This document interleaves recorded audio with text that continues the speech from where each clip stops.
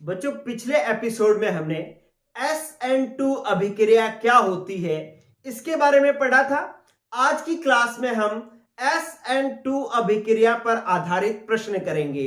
जो NCERT book के अंदर जो क्वेश्चन दे रखे हैं वो क्वेश्चन मैंने आपके सामने लिखे हुए हैं। आज की क्लास बहुत अच्छी रहने वाली है क्योंकि SN2 अभिक्रिया पर आधारित उदाहरण वाले क्वेश्चन, पाठ्य निहित प्रश्न, अभ्यास प्रश्न, ये सारे प्रश्न जो है मैं करवा दूंगा।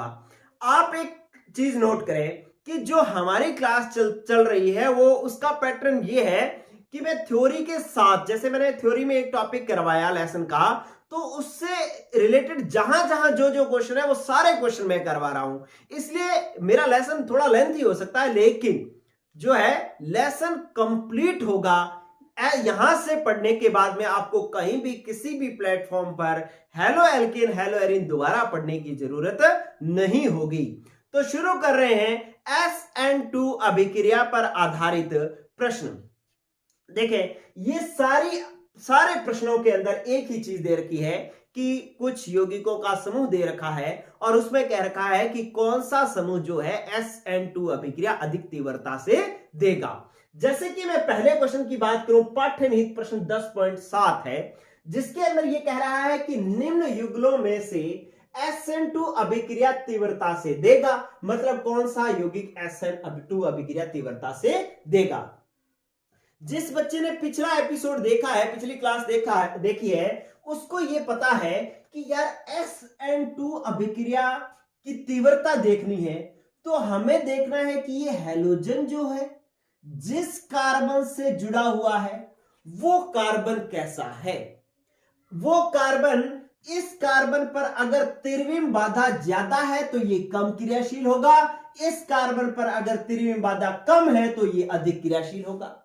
और हमने एक क्रम भी बनाया था त्रिविम बाधा का कि 3 डिग्री जो अपने पास है एल्किल हैलाइड या हेलो एल्केन जो होता है उस पर त्रिविम बाधा ज्यादा होती है, इसलिए उसकी क्रियाशीलता कम होती है।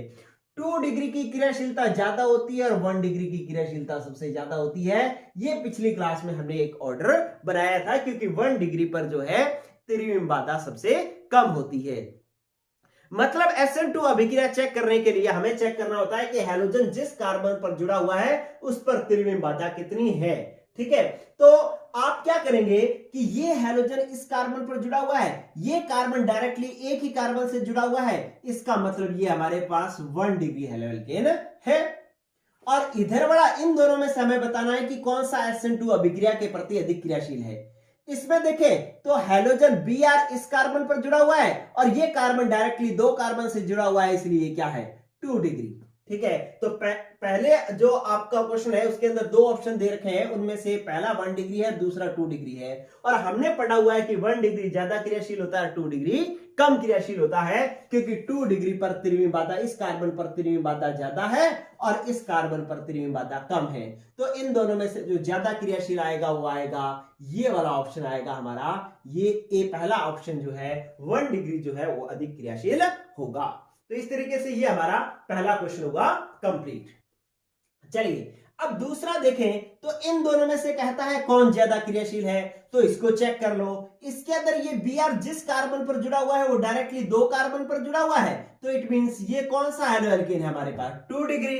और इधर वाले को देखा कि हैलोजन जिस कार्बन पर जुड़ा हुआ है वो डायरेक्टली 3 कार्बन से जुड़ा हुआ है, इसलिए ये कौन सा हुआ 3 डिग्री। और हमें पता है 2 डिग्री और 3 डिग्री में से ज्यादा क्रियाशील कौन होता है SN2 अभिक्रिया के लिए 3 डिग्री, और 2 डिग्री के लिए 2 डिग्री अधिक क्रियाशील होता है। तो इसके लिए आंसर जो आएगा हमारा ये वाला आंसर आएगा कि ये अधिक क्रियाशील होगा, ये कम क्रियाशील होगा।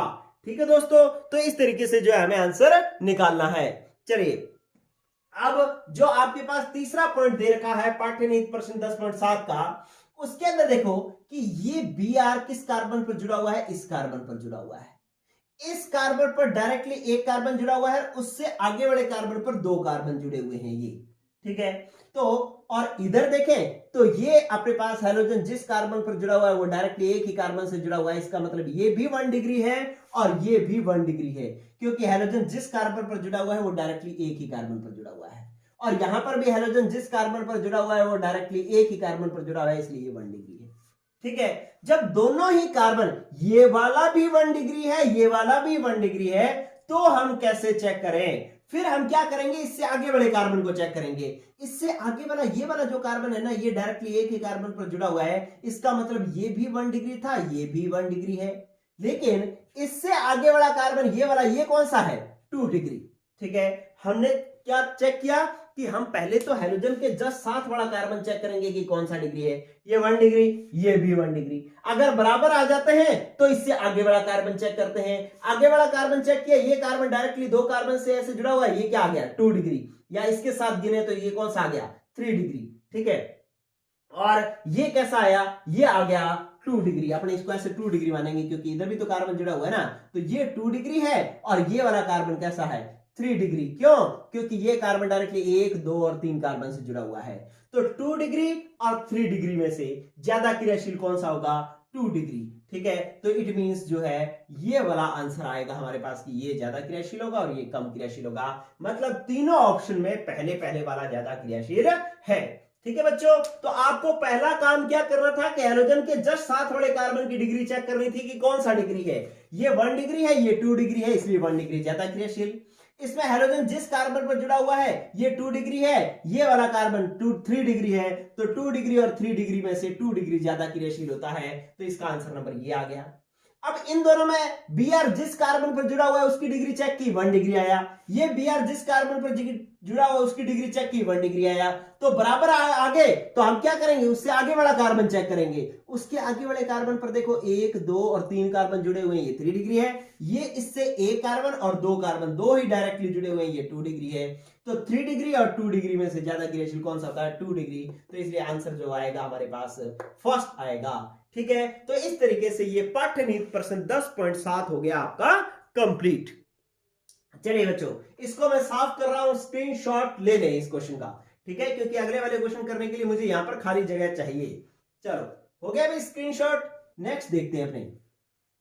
नेक्स्ट क्या है बच्चों, आप एक चीज जान लें कि जब तक किसी टॉपिक को आप उस टॉपिक के क्वेश्चन नहीं कर लेते तब तक उस टॉपिक को आप कंप्लीट नहीं मान सकते।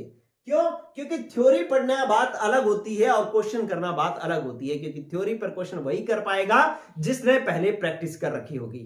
ठीक है, तो इसलिए मैं आपको साथ के साथ प्रैक्टिस करवाता हूं। चलिए, अब अपने क्या करते हैं कि अपने पहले ये वाला क्वेश्चन सॉल्व कर लेते हैं। ठीक है, इसके अंदर देखते हैं कि ये कह रहा है कि निम्न में से कौन सा युगल SN2 अभिक्रिया तीव्रता से देगा। वही काम करना है आपको, 1 डिग्री 2 डिग्री चेक करना है। तो यहां पर हैलोजन जिस कार्बन से जुड़ा हुआ है, ये कार्बन डायरेक्टली एक कार्बन से जुड़ा हुआ है, इसलिए ये तो क्या हो गया? 1 डिग्री। और यहां पर हैलोजन जिस कार्बन पर जुड़ा हुआ है, देखो इस कार्बन पर जुड़ा हुआ है, और ये डायरेक्टली दो कार्बन पर जुड़ा हुआ है, एक ये वाला और एक ये वाला। ठीक है, तो ये कौन सा हो गया? 2 डिग्री। तो भाई 1 डिग्री और 2 डिग्री में से ज्यादा क्रियाशील कौन होता है? 1 डिग्री ज्यादा क्रियाशील होता है। इसलिए इसका भी यही आंसर आएगा कि ये ज्यादा क्रियाशील होगा और ये कम क्रियाशील होगा। ठीक है, SN2 अभिक्रिया के प्रति। चलिए, ये भी हो गया।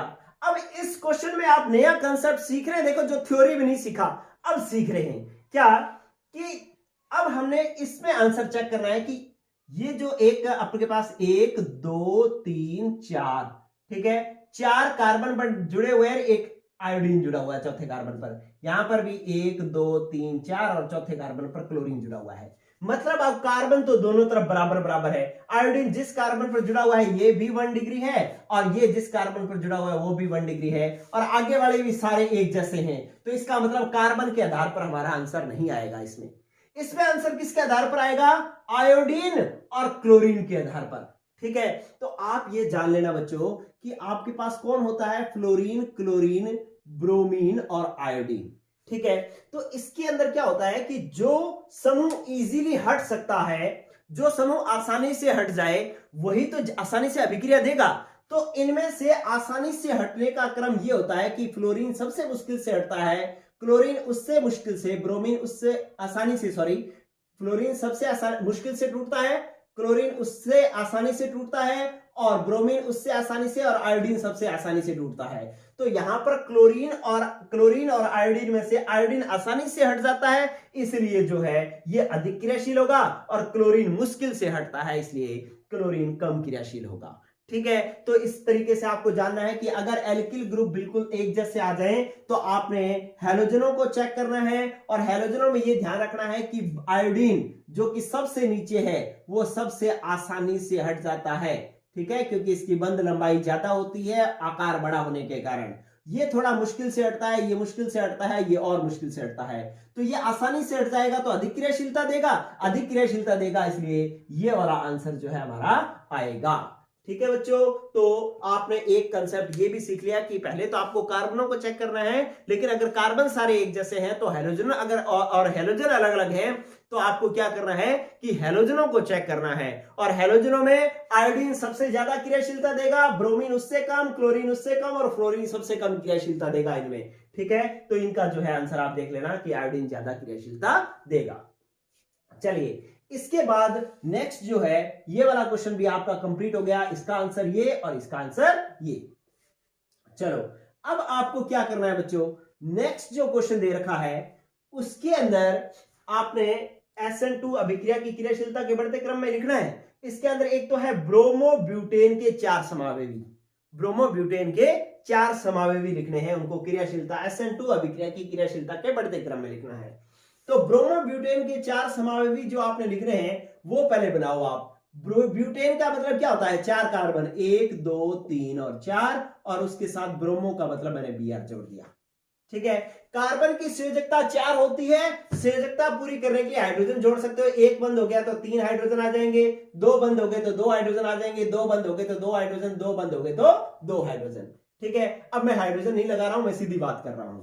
दूसरा जो समावेवी बनाएंगे वो ऐसे बनाएंगे कि 1 2 3 और यहां पर अपने क्या कर लेंगे, 1 कार्बन जोड़ देंगे और यहां पर Br जोड़ देंगे। ठीक है, तो ब्रोमोब्यूटेन, ये 1 ब्रोमोब्यूटेन था, ये भी 1 ब्रोमोब्यूटेन है, लेकिन इस कार्बन पर Br जो है, इस एक मैथिल से मुझे CH3 जो है शाखा निकल गई है इस कार्बन पर। ठीक है, अगला जो है मैं बना रहा हूं कि CH3 CH3 और Br मैंने यहां जोड़ दिया। ठीक है, तो अब जो है आपको चेक करना है, एक और मैं बना देता हूं कि 4 समावेवी बना लेते हैं, CH3 CH2, यहां पर CH, यहां पर CH3 और यहां पर Br। ठीक है, ये भी आप चलो हाइड्रोजन अब पूरे कर ही लो, 1 2 हाइड्रोजन, कितने कितने हाइड्रोजन आएंगे वो आपको पता लगने लग जाना चाहिए कि यहां पर 2 2 हाइड्रोजन आएंगे। क्लियर, अब ये 4 समावेवी है ब्रोमोब्यूटेन के, अब इनको क्रियाशीलता के बढ़ते क्रम में बनाना है। तो आप चेक कर लो, ये Br किस कार्बन पर जुड़ा हुआ है, इस पर, इसकी डिग्री कौन सी है, 1 डिग्री। ये Br किस कार्बन पर जुड़ा हुआ है, इस पर, और इसकी डिग्री कौन सी है, ये कार्बन डायरेक्टली एक ही कार्बन से जुड़ा हुआ है इसलिए ये भी 1 डिग्री है। और ये Br इस कार्बन पर जुड़ा हुआ है, ये डायरेक्टली कितने कार्बन से जुड़ा हुआ है, 3 से, तो ये कौन सा हुआ, 3 डिग्री। और यहां पर ये Br इस कार्बन पर जुड़ा हुआ है, ये कार्बन डायरेक्टली 2 कार्बन से जुड़ा हुआ है इसलिए ये कौन सा होगा, 2 डिग्री। और हमें क्या पता है, हमें यह पता है कि 3 डिग्री सबसे कम क्रियाशील होता है SN2 अभिक्रिया के प्रति, 2 डिग्री उससे ज्यादा और 1 डिग्री सबसे ज्यादा। इसका मतलब ये तो हमें पता लग गया कि इनमें सबसे कम क्रियाशील जो होगा वो ये वाला होगा, सबसे कम क्रियाशील। ठीक है, अगर मुझे क्रियाशीलता का बढ़ता क्रम बनाना है तो ये सबसे कम क्रियाशील होगा, 1 नंबर पर आएगा। इससे ज्यादा क्रियाशील होगा 2 डिग्री वाला, ये यहां आएगा। ठीक है, और उससे ज्यादा क्रियाशील, अब ये भी 1 डिग्री कार्बन है, यहां वाला कार्बन, ये कौन सा डिग्री है, ये वाला कार्बन जो है ये 1 डिग्री है, और इसका भी ये वाला कार्बन 1 डिग्री है। जब दोनों बराबर आ जाते हैं तो हम उससे आगे वाला कार्बन चेक करते हैं, इससे आगे वाला कार्बन चेक किया तो ये कौन सा आया, 3 डिग्री, क्योंकि ये कार्बन 1 2 3 जुड़े हुए हैं, और ये इस कार्बन से आगे वाला कार्बन डायरेक्टली 2 कार्बन से जुड़ा हुआ है, तो इसलिए ये कौन सा है, 2 डिग्री। तो अब ये 2 डिग्री और 3 डिग्री में से ज्यादा क्रियाशील कौन सा होता है, 2 डिग्री। तो इसका मतलब है ये कम क्रियाशील होगा, ये तीसरे नंबर पर आएगा, और ये तीसरे नंबर पर, और चौथे नंबर पर आएगा ये।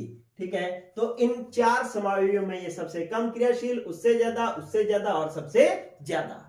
ठीक है बच्चों, तो इस तरीके से ब्रोमोब्यूटेन के 4 समावेवियों की क्रियाशीलता का क्रम ये आएगा, ये 3 डिग्री वाला, फिर 2 डिग्री वाला, ये 1 डिग्री लेकिन उससे आगे वाला कार्बन 3 डिग्री है इसलिए ये आया, और इसमें ये 1 डिग्री आगे वाला 2 डिग्री इसलिए सबसे ज्यादा क्रियाशील आया ये।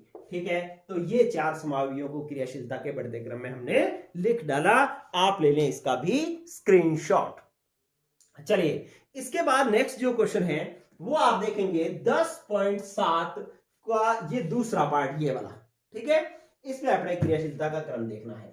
चलो स्क्रीनशॉट लेते रहना बच्चों। चलिए, आपको एक चीज और पता लग गई होगी कि यार सूत्र लिखना बड़ा ही इंपॉर्टेंट है, सूत्र को समझना बहुत ही इंपॉर्टेंट है। अगर सूत्र बनाना आ गया फिर जो है हम आंसर बहुत आसानी से बना लेते हैं। चलिए, इनको हमने ये 4 यौगिक दे रखे हैं, इन चारों को क्रियाशील SN2 अभिक्रिया के प्रतिक्रियाशीलता के बढ़ते क्रम में देखना है। तो आप देखेंगे इसमें पहला जो बना रखा है वो C6H5, फिर CH2 और Br। आप जानना C6H5 बेंजीन होती है। मैंने पिछले क्लास में भी ये बताया था कि C6H5 बेंजीन होती है। आपको सूत्र बनाना सीखना है। देखें क्या कि ये आपके पास रही बेंजीन और इस बेंजीन पर जुड़ा हुआ है CH2 और इस पर जुड़ा हुआ है Br। बेंजीन फिर CH2 और उस पर जुड़ा हुआ है Br। एक कंडीशन तो ये है। दूसरा देखें अपने कि आपके पास C6H5 लिखा हुआ है तो ये भी क्या है, बेंजीन। ये वाली क्या होगी, बेंजीन। फिर क्या है CH, ये देखो ये है आपके पास CH और इस CH के साथ एक और C6H5 है, ये देखो C6H5। तो यहां पर फिर क्या आएगी, यहां पर फिर आएगी बेंजीन। लो ये बेंजीन और आ गई, ठीक है। और फिर इसके साथ कौन जुड़ा हुआ है, Br। ये देखिए C6H5 CH फिर C6H5 और Br। तो इसका मतलब इस CH से दो तो C6H5 जुड़े हुए हैं और एक Br जुड़ा हुआ है। तो इस मैंने CH के साथ 2 बेंजीन जोड़ दी और एक Br जोड़ दिया। ऐसे बढ़ेगा सूत्र। अगले वाले में देखिए C6H5 CH CH3 और Br। मतलब इस CH से एक बेंजीन जुड़ी हुई है, एक CH3 जुड़ा हुआ है और एक Br जुड़ा हुआ है। तो आप इसको भी बनाएं। क्या होगा, CH, एक तो आ गई आपके पास बेंजीन, एक आ गया आपके पास CH3 और Br तो है ही। लास्ट ऑप्शन जो दे रखा है वो C6H5 C CH3 C6H5 और Br। इसका मतलब इस कार्बन से एक दो तो बेंजीन जुड़ी हुई है, एक CH3 जुड़ा हुआ है और फिर Br जुड़ा हुआ है। तो इसको अपने बना लेंगे कि ये C, इसके साथ 2 बेंजीन, C6H5 2 है ना, तो आप क्या कर रहे हैं, 2 तो बना ले बेंजीन, ठीक है, और एक जोड़ दें CH3 और एक जोड़ दें Br, ठीक है। अब ये 4 लिखे हुए यौगिक, इन यौगिकों को अगर ऐसा बना लिया तो आपको उत्तर समझ में आ जाएगा, ठीक है। अब क्या करना है कि आपको इन चारों को SN2 अभिक्रिया की क्रियाशीलता के बढ़ते क्रम में लिखना है। आप क्या करेंगे कि चेक करेंगे कि जो हैलोजन जिस कार्बन पर जुड़ा हुआ है उस पर कितनी त्रिविम बाधा है। तो भैया ये हैलोजन तो जिस कार्बन पर जुड़ा हुआ है उससे एक ही बेंजीन जुड़ी हुई है, इसका मतलब इसकी क्रियाशीलता जो है वो सबसे ज्यादा होगी। इसमें 2 बेंजीन आ गई, क्रियाशीलता घट गई। क्यों, क्योंकि त्रिविम बाधा बढ़ गई, यहाँ पे बाधा बढ़ गई ना, यहाँ पर बाधा और ज्यादा है क्योंकि इनके साथ साथ एक CH3 भी है। तो ये सबसे कम त्रिविम बाधा, इसमें उससे ज्यादा, इसमें सबसे ज्यादा, और इसके अंदर इसकी तुलना में यहां पर त्रिविम बाधा ज्यादा है। देखिए कैसे, सबसे कम त्रिविम बाधा तो है इसमें क्योंकि एक ही बेंजीन है, तो सबसे ज्यादा क्रियाशील तो होगा ये वाला, ठीक है। ये सबसे ज्यादा क्रियाशील मैं 1 नंबर पर लगा लेता हूं। इसमें क्या है कि इसमें इस कार्बन पर बेंजीन के साथ एक CH3 भी आ गया, तो इसका मतलब इसने त्रिविम बाधा बढ़ा दी तो इसकी त्रिविम बाधा बढ़ गई तो इसकी क्रियाशीलता घट जाएगी, तो 2 नंबर पर ये आएगा। फिर देखें कि इसके अंदर दोनों बेंजीन है तो इसकी तुलना में इसमें त्रिविम बाधा ज्यादा होगी तो इसकी क्रियाशीलता और कम होगी। इसके अंदर क्या है कि 2 बेंजीन के साथ साथ एक CH3 समूह भी है, इसकी वजह से और त्रिविम बाधा बढ़ गई तो इसकी क्रियाशीलता और घट गई। तो इसका मतलब है ये सबसे ज्यादा क्रियाशील, उससे कम और सबसे कम, ठीक है। तो क्रियाशीलता का ये मैंने घटता क्रम बनाया है, ध्यान रखना। जो पहला लिखा है वो सबसे ज्यादा क्रियाशील लिखा है, ठीक है, क्योंकि इस पर जिस कार्बन पर Br जुड़ी हुई है उस पर त्रिविम बाधा सबसे कम है क्योंकि एक ही बेंजीन जुड़ी हुई है। इसमें एक बेंजीन के साथ साथ एक कार्बन आ गया तो इस कार्बन में इसकी तुलना में त्रिविम बाधा बढ़ गई तो इसकी क्रियाशीलता घट गई, 2 नंबर पे आ गया। फिर इसमें 2 बेंजीन जुड़ गई तो त्रिविम बाधा और बढ़ गई, क्रियाशीलता घट गई। इसमें 2 बेंजीन के साथ साथ एक कार्बन आ गया तो त्रिविम बाधा और बढ़ गई, क्रियाशीलता और घट गई, ठीक है। तो इसलिए ये सबसे ज्यादा क्रियाशील, उससे कम और ये सबसे कम, ठीक है बच्चों। ये क्रियाशीलता का मैंने घटता क्रम बनाया है, इसका और ले लें स्क्रीनशॉट। चलिए हो गया भाई। चलिए अब आपको क्या करना है, नेक्स्ट जो है अभ्यास प्रश्न करना है। ये मैं साफ कर रहा हूं। चलो देखें, आपको ये वाला अभ्यास प्रश्न 10.9 करना है। कह रहा है निम्न युगलों में से कौन सा यौगिक OH- के साथ SN2 अभिक्रिया तीव्रता से देगा। ठीक है, अब युगल कौन से दे रखे हैं, एक CH3Br और एक CH3I। तो इन दोनों में से ज्यादा क्रियाशील कौन सा होगा। देखो ये तो CH3 तो समान ही है, अंतर किसका है, Br और I का। तो Br और I में से ज्यादा क्रियाशील कौन होता है, I ज्यादा क्रियाशील होता है। तो इसका आंसर आ जाएगा CH3I। ये लो भाई, ये क्वेश्चन तो देखते ही हल होता है। ये क्वेश्चन भी आपको देखते ही हल होगा। ये तो है CH3Cl और इसके अंदर Cl जिस कार्बन से जुड़ा हुआ है वो डायरेक्टली 3 कार्बन से जुड़ा हुआ है। इसका मतलब ये 3 डिग्री है और ये 1 डिग्री से भी छोटा है। तो इसका मतलब इसकी क्रियाशीलता ज्यादा होगी, इसकी क्रियाशीलता कम होगी। ये 3 डिग्री है ना, इसको बना के देख लो, खोल करके बना लो। अगर आपको बनाना आ गया है अब, तो ये वाला कार्बन, इस कार्बन पर एक तो Cl और 3 CH3, ये देखो 3 CH3 के होल थ्राइस है ना, तो 3 CH3 जोड़ना है। ये CH3 CH3 और CH3 और इसके अंदर क्या जोड़ना है, Cl जिस कार्बन पर जुड़ा हुआ है उसके साथ हाइड्रोजन हाइड्रोजन हाइड्रोजन। तो इसके साथ तो छोटे छोटे समूह जुड़े हुए हैं, ये तो त्रिविम बाधा कम है और यहाँ पर CH3 बड़े बड़े समूह जुड़े हुए हैं, यहाँ त्रिविम बाधा ज्यादा है और त्रिविम बाधा ज्यादा है तो इसकी क्रियाशीलता कम और इसकी क्रियाशीलता ज्यादा। तो इट मींस ये आंसर आएगा CH3Cl ज्यादा क्रियाशील है। ठीक है बच्चों, तो ऐसे आपको आंसर निकालने आने चाहिए। स्क्रीनशॉट ले लें इसका भी। अगली बात करते हैं अपने नेक्स्ट क्वेश्चन नंबर 10.16 है। ये 10.16 क्वेश्चन है, अभ्यास प्रश्न 10.16। इसको अपने करते हैं। कहता है कि, इसको मैं साफ कर देता हूं एक बार, ये लो,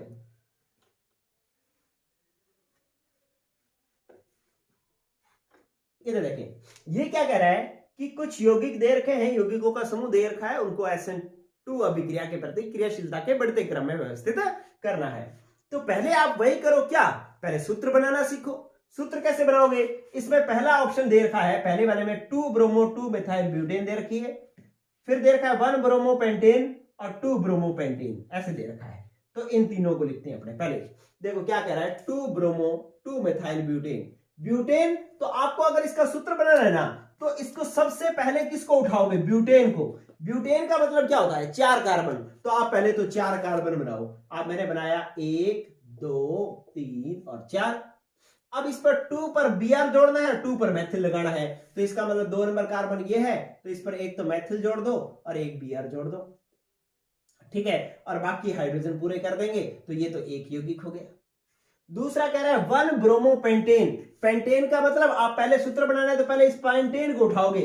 पेंटेन मतलब 5 कार्बन, तो आप बढ़ाओ 1 2 3 4 और 5 कार्बन और लास्ट वाले पर क्या जोड़ दो, Br।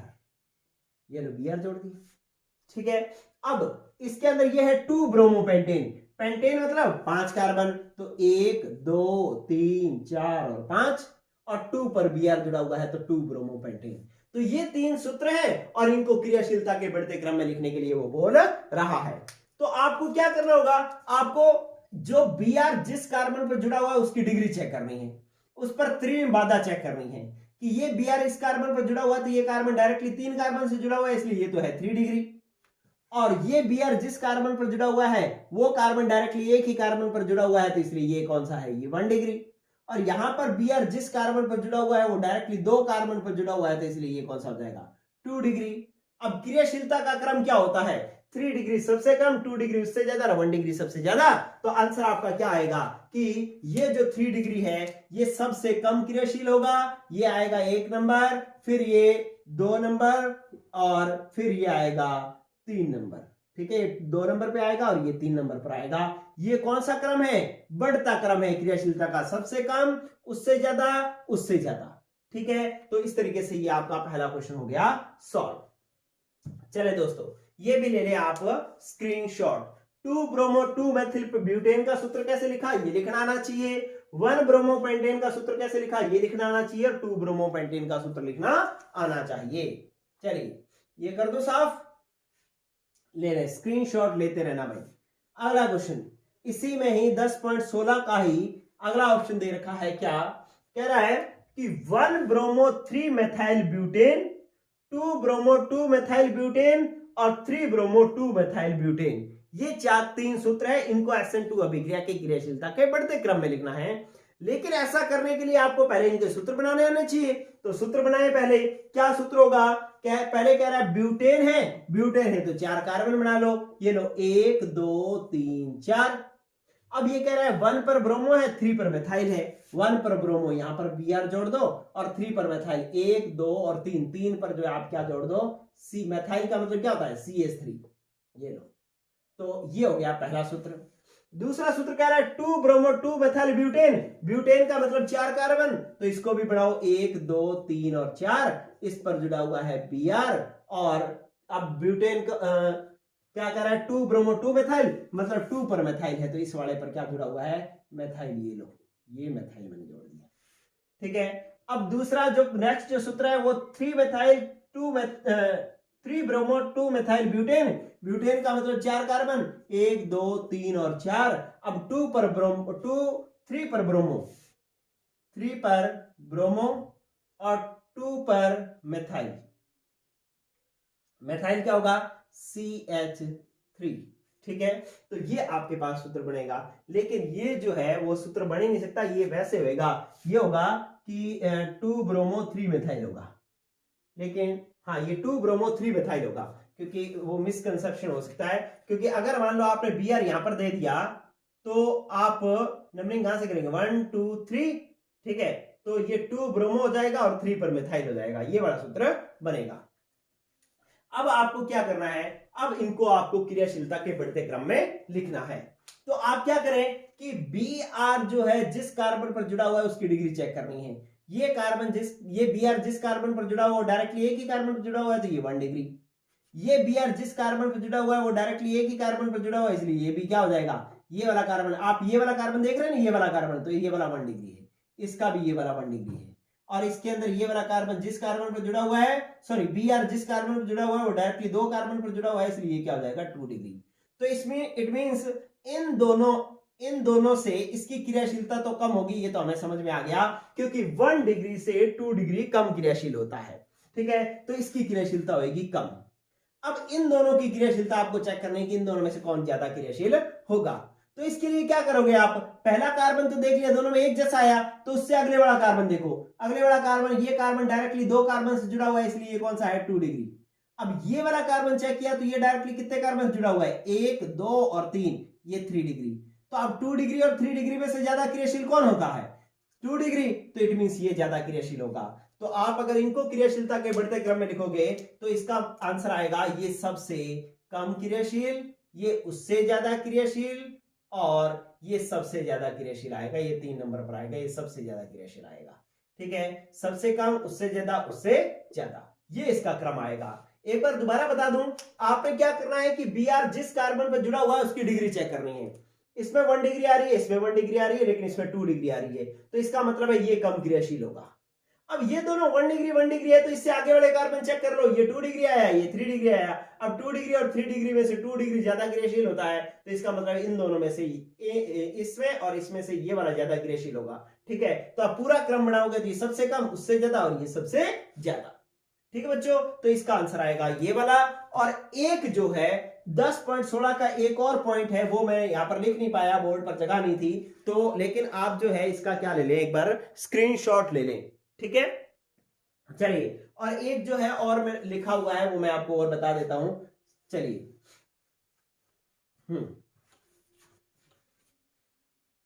देखो 10.16 का एक और ऑप्शन दे रखा है, उसको भी अपने बना लेते हैं, फिर अपने सारे क्वेश्चन SN2 अभिक्रिया पर जितने भी क्वेश्चन होने हैं वो सारे के सारे सॉल्व हो जाएंगे।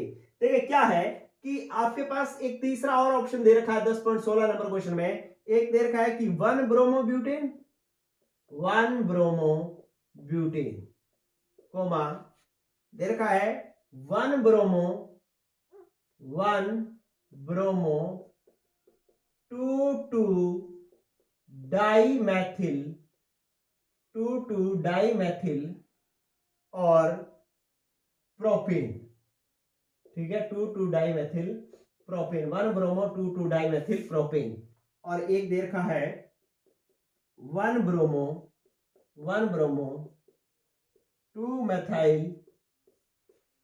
ब्यूटेन, एक ये दे रखा है और एक दे रखा है 1 ब्रोमो 3 मैथिल और ब्यूटेन। ठीक है, इन जो आपके पास 1 2 3 4 नाम है, इनको SN2 अभिक्रिया की क्रियाशीलता के बढ़ते क्रम में लिखना है। तो आपको इनके लिए भी क्या करना पड़ेगा, पहले वही सूत्र बनाओ भाई चारों के। क्या कह रहा है, 1 ब्रोमो ब्यूटेन, ब्यूटेन का मतलब 4 कार्बन, तो 1 2 3 और 4 और उसके साथ जोड़ दो 1 पर Br जोड़ दो। ये तो हो गया आपके पास सूत्र नंबर 1। दूसरा कह रहा है कि 1 ब्रोमो 2 डाई मेथाइल प्रोपेन, तो इसको बनाओ। प्रोपेन का मतलब 3 कार्बन, 1 2 और 3, 1 पर Br है, ये लो जी Br, 2 पर डाइमेथाइल, इसका मतलब 2 पर यहां पर भी CH3 है और यहां पर भी CH3 है। 1 ब्रोमो गया, प्रोपेन के लिए 3 कार्बन बना लिए, 1 पर Br जोड़ दिया और 2 पर 2 मेथाइल जोड़ दिए, तो ये हो गया आपके पास 1 ब्रोमो 2 डाइमेथाइल प्रोपेन। अगला देखें, 1 ब्रोमो 2 मेथाइल ब्यूटेन, तो ब्यूटेन का मतलब 4 कार्बन बनाओ पहले, 1 2 3 और 4। अब किस पर ब्रोमो, 1 पर ब्रोमो और 2 पर मेथाइल, ये लो 1 ब्रोमो 2 मेथाइल हो जाएगा। अगले वाला देखो कि 1 ब्रोमो 3 मेथाइल ब्यूटेन, तो ब्यूटेन मतलब 4 कार्बन बनाओ पहले, 1 2 3 और 4, 1 पर ब्रोमो, ये लो ब्रोमो, और 3 पर मेथाइल, 1 2 3, 3 पर आप जो है वो मेथाइल, ये लो। ठीक है, अब इनको क्रियाशीलता के बढ़ते क्रम में बनाओ। बहुत आसान तरीका है, आप पहला कार्बन चेक करो कि Br जिस कार्बन पर जुड़ा हुआ है उसका पहला कार्बन चेक करो, ये 1 डिग्री, क्योंकि ये डायरेक्टली एक ही कार्बन से जुड़ा हुआ है। ये Br जिस कार्बन पर जुड़ा हुआ है वो डायरेक्टली एक ही कार्बन पर जुड़ा हुआ है, तो ये भी कौन सा हो गया, 1 डिग्री। यहां पर ये Br जिस कार्बन पर जुड़ा हुआ है वो डायरेक्टली एक ही कार्बन से जुड़ा हुआ है, इसलिए ये भी क्या हो गया, 1 डिग्री। और यहां पर ये Br जिस कार्बन पर जुड़ा हुआ है वो भी 1 डिग्री। ये बड़ा तगड़ा काम हो गया कि सारे के सारे 1 डिग्री हैं। तो अब कैसे चेक करें आंसर, अब चेक करने के लिए इसलिए आगे वाले कार्बन पर जाओ। इससे आगे वाले कार्बन पर जाओगे तो ये कार्बन जिस कार्बन से जुड़ा हुआ है वो डायरेक्टली 2 कार्बन से जुड़ा हुआ है, इसलिए ये होगा 2 डिग्री। और ये कार्बन जिस कार्बन से जुड़ा हुआ है वो 4 डिग्री है, देखो 4 डिग्री, क्या कि ये 1 2 3 और 4 कार्बन से जुड़ा हुआ है, इसलिए 4 डिग्री। ठीक है, और इससे आगे वाला ये कार्बन कौन सा है, 3 डिग्री, क्यों, क्योंकि 1 2 और 3 कार्बन से जुड़ा हुआ है। ठीक है, और इससे आगे वाला कार्बन क्या है, 1 और 2, 2 डायरेक्टली जुड़ा, 2 कार्बन से डायरेक्टली जुड़ा हुआ है, इसलिए 2 डिग्री। ठीक है, तो हमें यहां पर दूसरा कार्बन चेक करने के बाद में एक बात तो पता लगी, क्या कि इन सारों में सबसे कम क्रियाशील तो ये 4 डिग्री वाला होगा। सबसे कम क्रियाशील कौन सा होगा, 4 डिग्री वाला। क्यों, क्योंकि 3 से भी कम कौन आ जाएगा, 4 डिग्री। ठीक है, तो और उससे बाद कौन आएगा, 3 डिग्री वाला, तो 2 नंबर पर आएगा ये। अब ये दोनों ही दूसरा दोनों का कार्बन 2 डिग्री है, तो हम क्या करेंगे, इससे आगे वाला कार्बन चेक करेंगे। आगे वाला कार्बन चेक किया तो ये तो फिर 2 डिग्री आया, क्योंकि ये कार्बन डायरेक्टली 2 कार्बन से जुड़ा हुआ है। लेकिन इससे आगे वाला कार्बन जो है, ये वाला कार्बन 1 2 और 3 कार्बन से जुड़ा हुआ है, इसलिए ये कौन सा आ गया, 3 डिग्री। अब 2 डिग्री और 3 डिग्री में से कम क्रियाशील कौन सा, 3 डिग्री। तो इसका मतलब है ये 1 ये 2 और ये कौन सा नंबर आएगा, 3, और ये लास्ट में क्या आएगा, 4। तो इट मींस ये सबसे कम क्रियाशील, उससे ज्यादा और सबसे ज्यादा। है ना मजेदार ट्रिक, क्या समझे कि आपको पहले पहला कार्बन देखना है, अगर वो सारों का एक जैसे 1 डिग्री 1 डिग्री 1 डिग्री आ गया तो उससे आगे वाला कार्बन चेक करो, ये 2 डिग्री या 4 डिग्री, 3 डिग्री और 2 डिग्री, तो इसका मतलब 3 और 4 में से ये सबसे कम क्रियाशील, ये उससे ज्यादा, तो ये तो दोनों हो गए कंप्लीट। अब ये दोनों बच गए, क्योंकि इनका दूसरा कार्बन दोनों का 2 डिग्री आया है, इसलिए इनका आगे वाला कार्बन और चेक करना पड़ेगा। इसका आगे वाला 2 डिग्री है, इससे आगे वाला 3 डिग्री है, तो 3 डिग्री कम क्रियाशील होता है, इसलिए 3 नंबर पर आएगा, ये 4 नंबर पर मतलब सबसे ज्यादा क्रियाशील आएगा। ठीक है दोस्तों, तो इस तरीके से आपने ये सीखा कि यार थ्योरी के साथ साथ क्वेश्चन कैसे सॉल्व करने हैं। क्योंकि मैंने जब आपको थ्योरी सिखाई, आपको भी स्कूल में आप जहां भी पढ़ते हैं आपको वैसे उतनी थ्योरी बताई जाएगी, लेकिन क्वेश्चन कैसे सॉल्व करना है ये नहीं सिखाया जाएगा। क्यों, क्योंकि उतना टाइम नहीं होता क्लास में, लेकिन मेरे पास खुला टाइम है, मैं तो सारी बात बता करके चलूंगा। ठीक है, थ्योरी के साथ क्वेश्चन सॉल्व करने का तरीका सिखाऊंगा। तो अब आपको क्वेश्चन सॉल्व करने का तरीका आया बच्चों।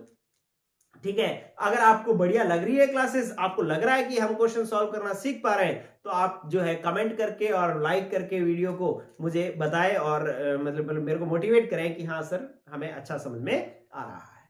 ठीक है दोस्तों, आज के लिए इतना ही। पढ़ते रहें। Good luck, good bye.